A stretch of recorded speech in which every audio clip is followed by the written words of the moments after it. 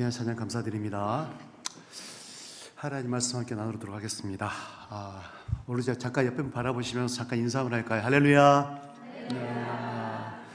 어느 사람 들고 한번 하십시다. 어느 사람 들고 할렐루야. 할렐루야. 우리 크리스찬들의 가장 대표적인 인사가 할렐루야죠, 그죠? 또 샬롬도 있고요. 그런데 우리가 시대별로 또 여러 가지 상황 가운데서 인사하는 모습들이 참 다양하더라고요. 그래서 예전에 우리가 한참 어려웠을 때, 지금 어르신들 한참 60년대, 70년대 살아오실 때 먹고 살기 참 힘들었잖아요. 한 끼 참 먹고 살기 힘들 때 그때 어떤 인사를 주로 하셨나요?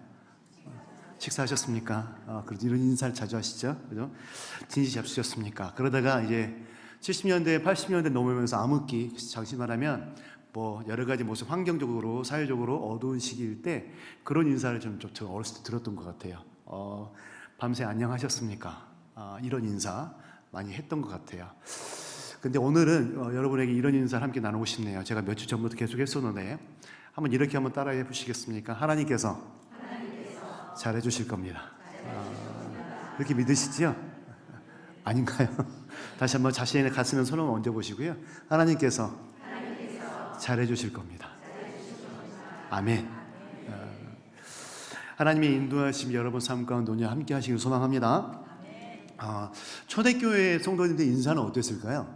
초대교회 성도님들 요한계시록 21장에 많이 나와 있던데 요한사도가 이렇게 기록하더라고요.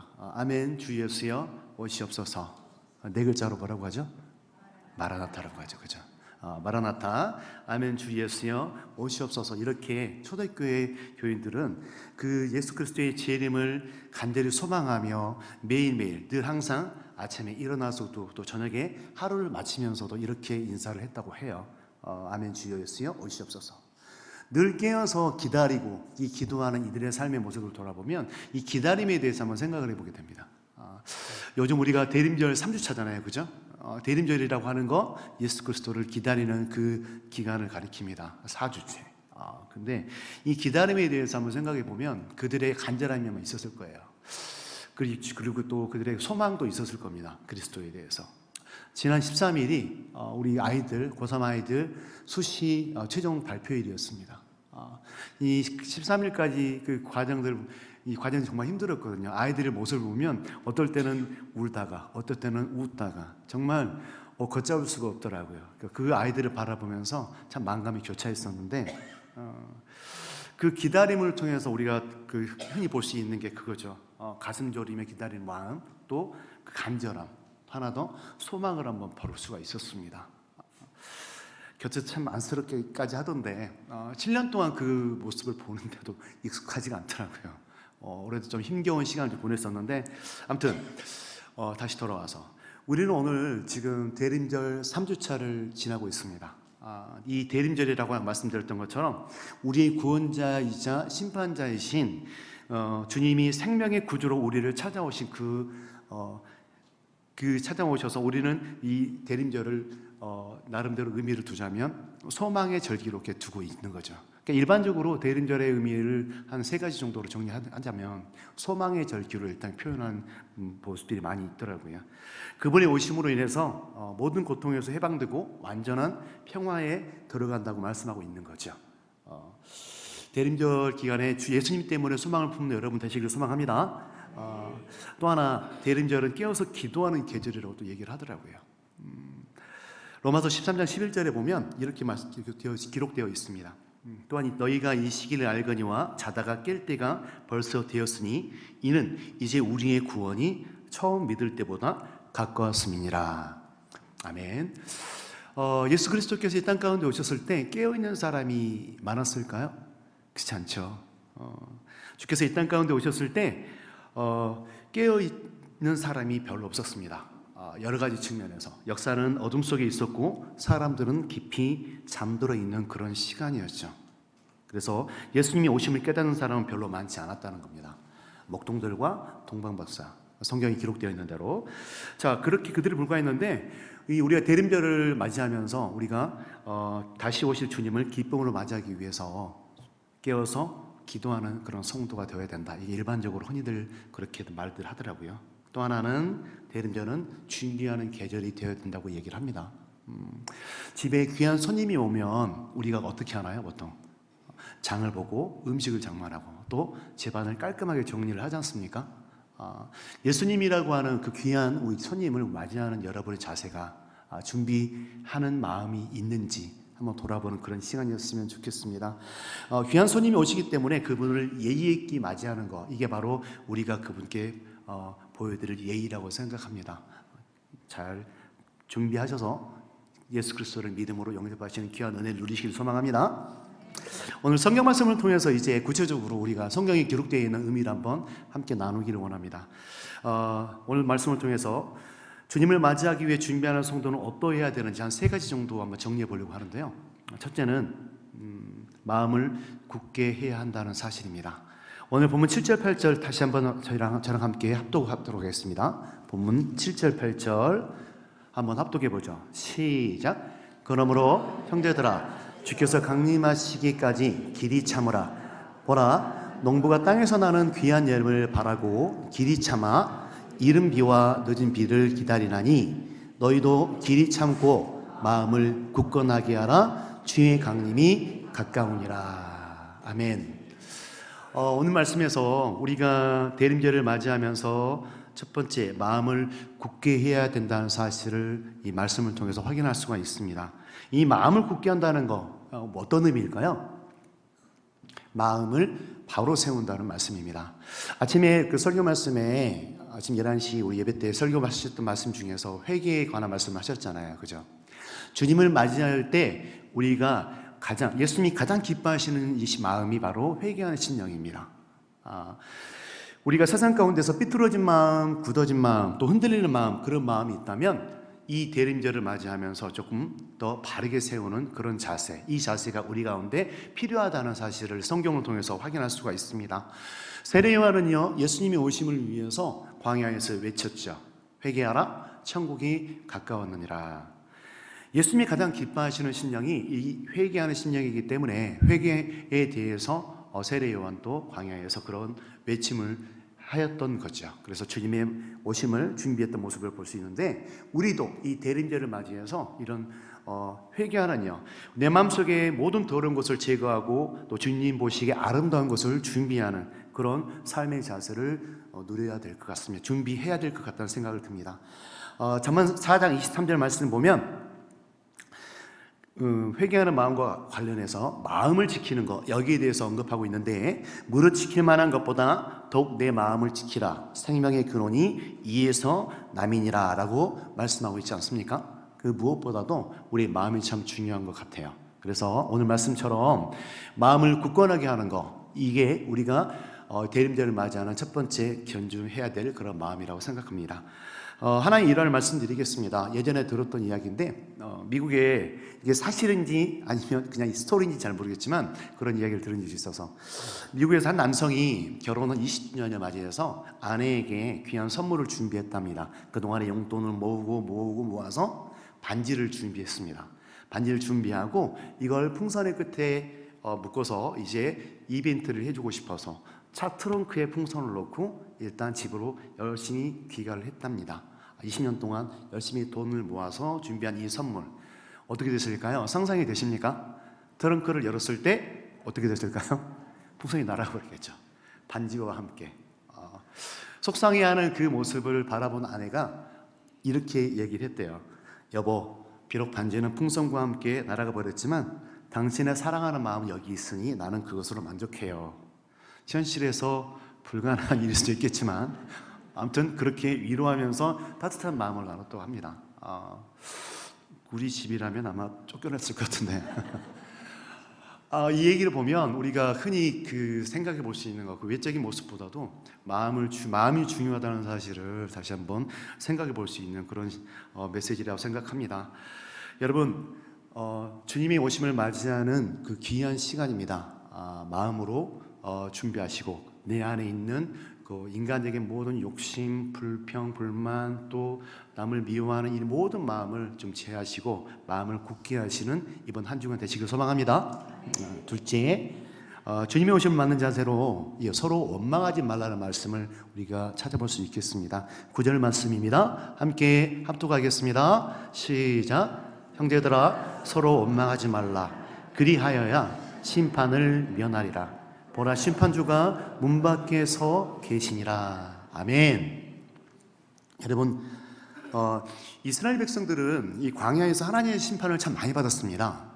많이 받았는데 고린도도 10장 말씀을 보면 이스라엘 백성이 광야에서 심판을 받는 요인을 딱 세 가지로 정리할 수가 있겠더라고요. 첫 번째가 우상 숭배, 둘째가 간음, 셋째가 바로 이 원망입니다.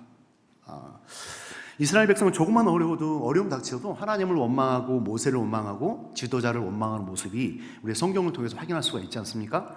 그것들이 바로 이 원망하는 마음이 바로 이스라엘의 멸망의 이유 중 하나였던 거죠.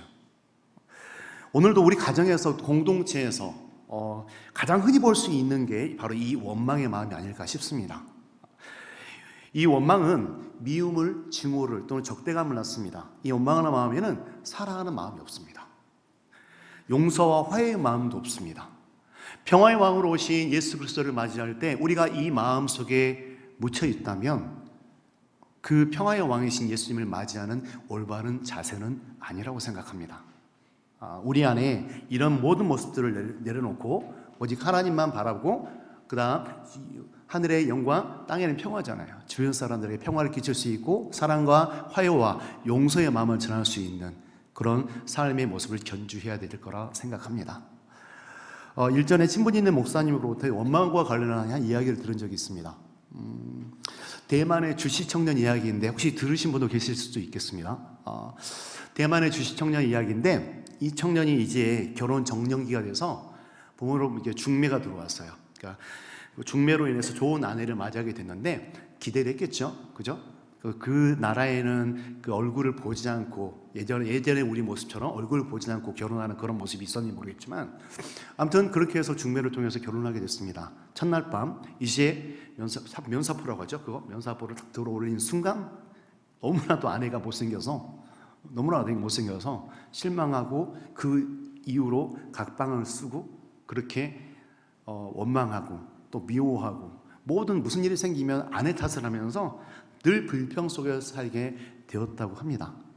그렇지만 이 주 씨의 부모님은 이 늘 며느리를 칭찬하고 자랑하고 이 며느리 같은 사람이 없다. 얼마나 성실하고 얼마나 정직하고 얼마나 부모님께 잘하는지 모른다 라고 주변 사람들에게 며느리에게 칭찬 일색의 그런 말을 하면서 그렇게 살았다고 해요. 그러다가 주 씨가 나이가 40대가 되어서 이제 안질, 눈의 질병을 앓게 되었습니다. 그래서 이걸 차일피일 미루다가 제대로 치료받지 못하고 더 이상 안 되겠다 싶어서 병원을 찾게 되었죠. 병원을 찾았을 때 병원비가 수술비와 함께 병원비가 엄청나다는, 너무 감당할 수 없이 크다는 것을 알게 되고 실망에 빠져서 집에 돌아오게 되었습니다. 이 사실을 알고 아내가 그동안에 자신이 모아뒀던 돈, 이 돈이면 충분히 치료받을 수 있을 거예요 라고 얘기를 하면서 이 돈을 바로 주 씨에게 줬다고 합니다. 주 씨는 기쁜 마음으로 그 돈을 가지고서 염천케실이 바로 병원을 갔대요.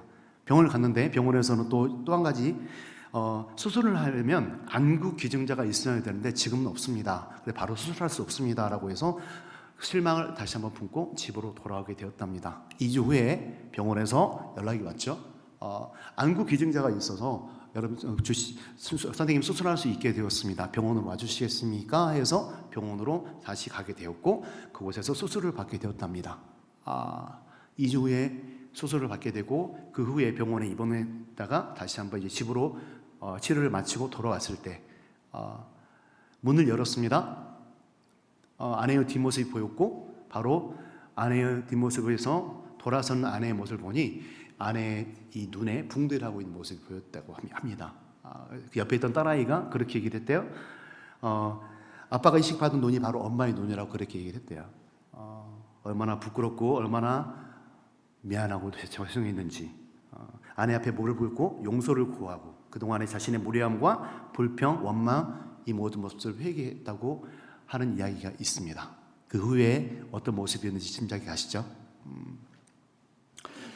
이야기 속의 의미는 여러 가지 의미가 있겠지만, 헌신이라는 의미도 있겠지만, 원망의 의미, 원망하는 마음, 이 마음도 하나의 메시지 주제가 있더라고요. 그래서 오늘 이 말씀을 드리면서 우리가 어떻게 우리 삶이 변화될지 모르지만 우리 안에 기본적인 베이스, 원망하는 마음이 결코 있어서는 안 되겠다 하는 것을 여러분에게 메시지로 전하고 싶습니다.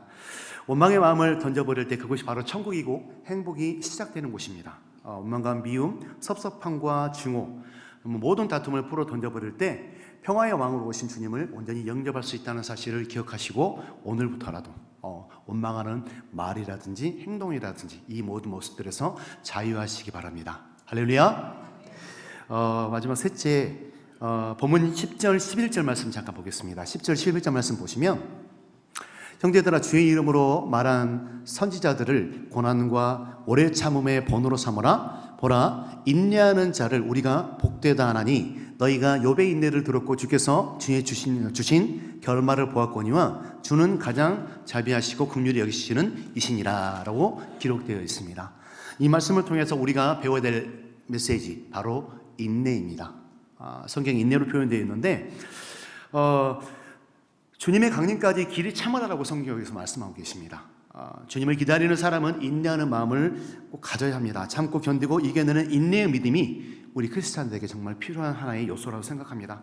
초대 교인들의 모습을 한번 생각해 보시기 바랍니다. 많은 영화들도 있죠. 꼬바지스 종면회뿐만 아니라 로마를 배경으로 한 많은 영화들이 있습니다. 배너라든지. 그 광경을 보시면 많은 핍박과 고난 중에서 그들이 삶을 살아가지만 그 과정을 다 참고 인내하며 살아갑니다.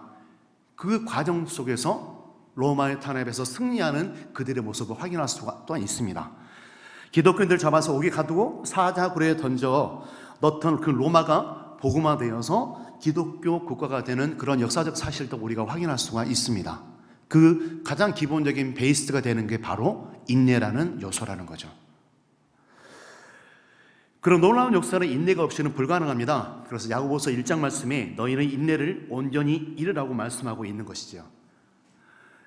우리 한국인들에게 있어서도 가장 필요한 요소가 바로 인내가 아닐까 생각합니다. 한 외국인이 월간지에 이런 글을 기고하였습니다.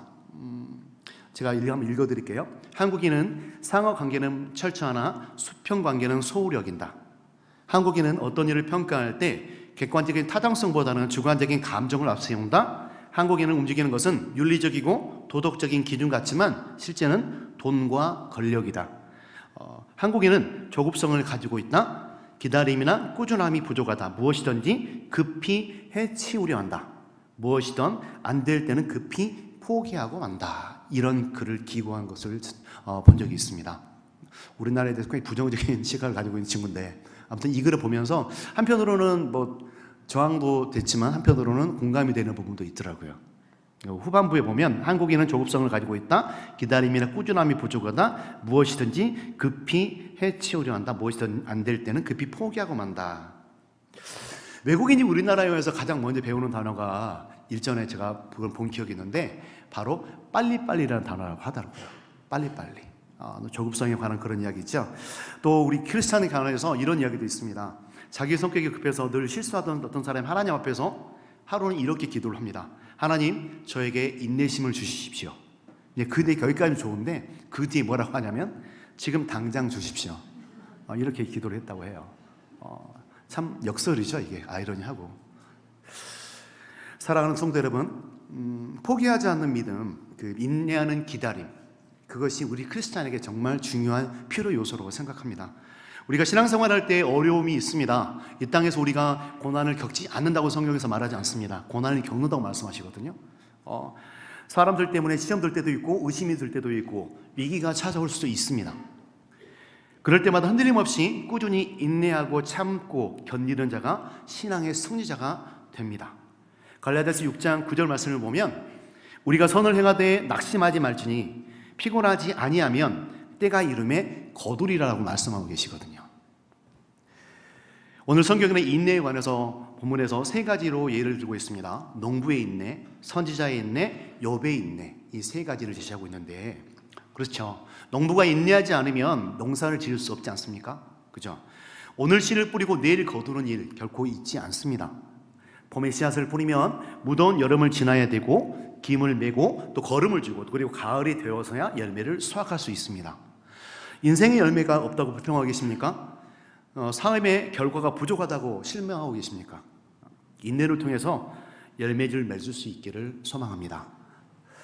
선지자의 인내도 마찬가지입니다. 하나님이 주신 말씀을 예언하다 보니 매도 맞고 도르도 맞고 또 감옥에도 갇히고 때로는 톱에 잘려 순교하기까지 하는 사실을 우리가 많은 성경이라든지 그 밖에 주변 여러 가지 사실 매체를 통해서 확인할 수 있지 않습니까? 그들이 인내하고 그들의 삶을 감당했기 때문에 하나님의 역사가 이 땅 가운데 존재할 수 있는 겁니다. 그 사역을 계속 이어져 갈 수 있는 거고요.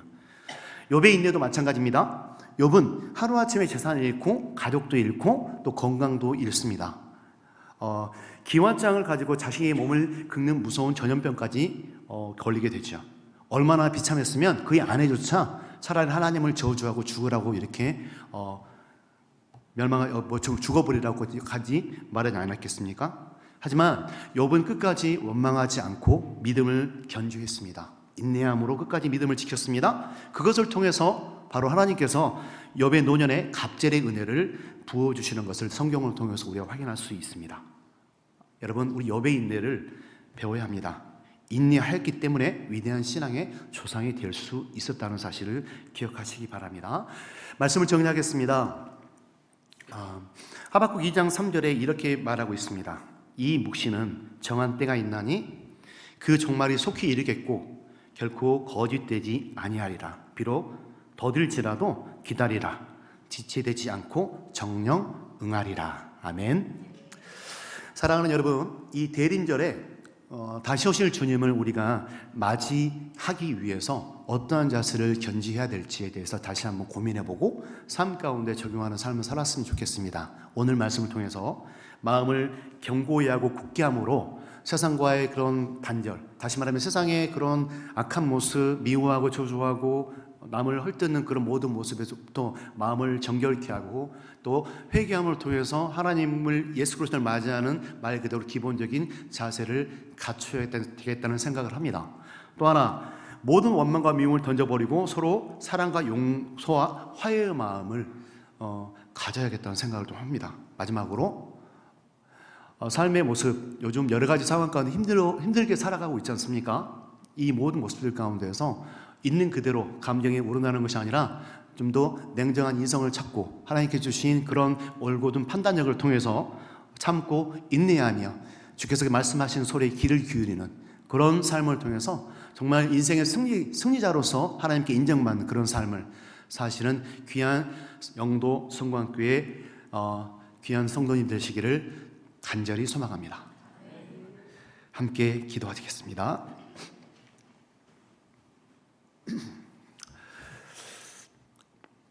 하나님 감사합니다. 주께서 세우신 이곳에서 하나님을 찬양하고 또 하나님을 예배하는 귀한 은혜 속에 거할 수 있게 하셔서 하나님 참 감사를 드립니다. 특별히 주님 오심을 기다리는 소망의 대림절 3주차를 지나며 우리의 마음을 돌아보며 믿음의 다짐을 합니다. 먼저 어지러운 세상 속에서 삐뚤어진 마음, 굳어진 마음, 흔들리는 마음을 바로 세우는 우리의 마음을 하나님 인도하여 주시옵소서. 그 마음을 바로 세움을 통해서 예수 그리스도를 올곧게 맞이할 수 있도록 도와주시고 원망하는 마음을 통해서 이웃에게 상처를 주는 어리석음에서 벗어나 입술에 파수꾼을 세우셔서 평화의 왕으로 오신 예수 그리스도의 사랑과 기쁨을 오롯이 전할 수 있도록 하나님 인도하여 주시옵소서. 무엇보다도 인내의 마음을 주셔서 인내의 아름다운 열매를 맛볼 수 있도록 축복하시고 예수 그리스도의 이 땅에 오심을 기쁨으로 맞이하는 크리스찬으로서의 부족하지 않는 삶을 살아갈 수 있도록 하나님 인도하시고 축복하여 주시옵소서. 그렇게 마실 주님을 기대하며 모든 말씀 살아 소리 권하신 예수님 이름으로 기도드립니다. 아멘.